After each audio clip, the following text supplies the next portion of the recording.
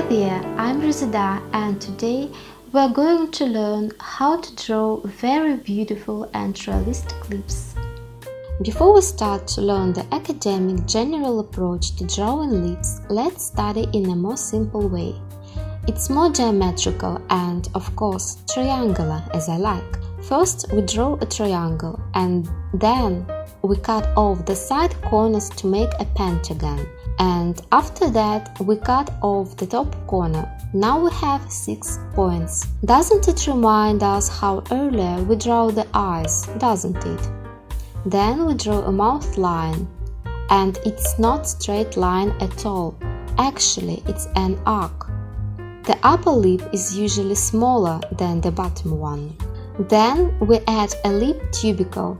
And we have to remember that a tubercle usually slightly covers the bottom lip. From point 3 and 4 we draw a philtrum, which becomes narrower at the top and ends with a nose. There is a deepening under the bottom lip. We have depressor labia inferioris in this area. Lips are symmetrical, so there is an identical structure for the left and right parts of the lips.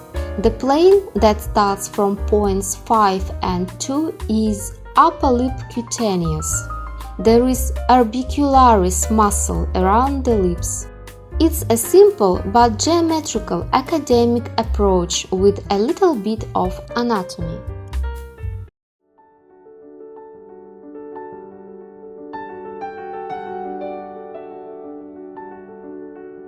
Now we're going to analyze lips shape from a side.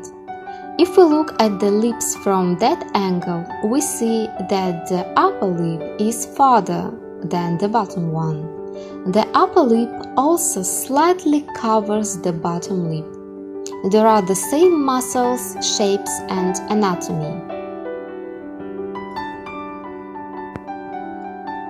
When you draw lips, before you start, you should look at the lips from different angles and sides to analyze forms. You can analyze your own lips with a mirror.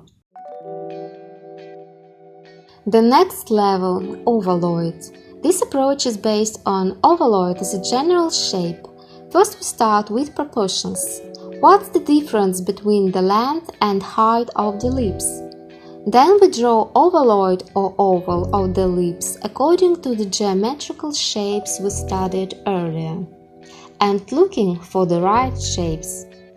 You should understand that lip shapes varies and depends on many things like nationality and gender, but generally the length of the lips is greater than the height. After that, we find Cupid's bow curve. And then we add a vertical center line. Here we have it in the middle. Lips are symmetrical. And additionally, we add lip tubercle to the upper lip. And I have to say that lip shape is conditioned by lip muscles. There are 4 important muscles for which we draw ovaloids and correct them to the accurate form.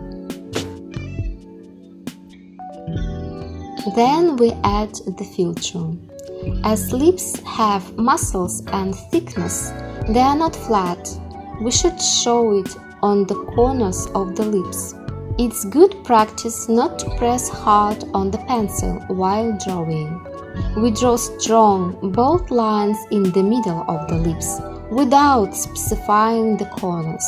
There is a shadow from the upper lip on the bottom one.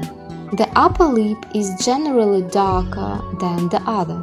There is usually a highlight area in the middle of the bottom lip, and there is shadow above the lip corners.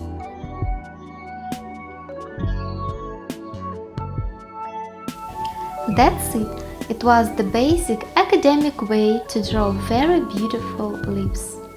And to draw lips, you can do exercises I've shown you earlier and then draw your own lips with a mirror. And after that, you can draw lips of your relatives and friends and After that, you can practice with photos.